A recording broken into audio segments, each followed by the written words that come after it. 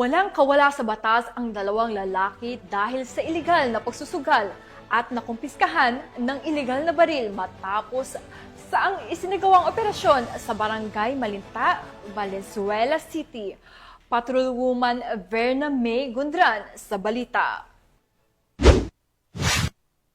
Arestado ang dalawang lalaki sa isinagawang anti-illegal gambling operation ng Valenzuela City Police Station, Substation 4, sa Area 4 Dump Site, Barangay Malinta, noong gabi ng September 7, 2025. Nahuli sa aktong nagsusugal ng Cara Cruz ang mga suspect na edad 25 at 29. Na-recover mula sa kanila ang 3 pisong barya at 300 pesos na pantaya. Sa isinagawang paghahalughog, na-discover sa 25 anyos ang isang 38 caliber revolver na walang serial number at 2 bala na walang kaukulang dokumento.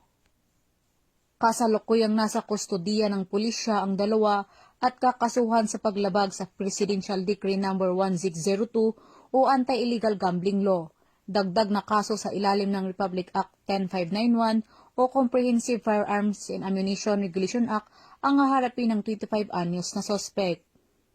Mula dito sa Camp Bagong Diwa, Bicutan, Taguig City, ako po ang inyong PNN correspondent, Patrolwoman Verna Gundran, alagad ng batas, tagataguyod ng Balitang Pulis.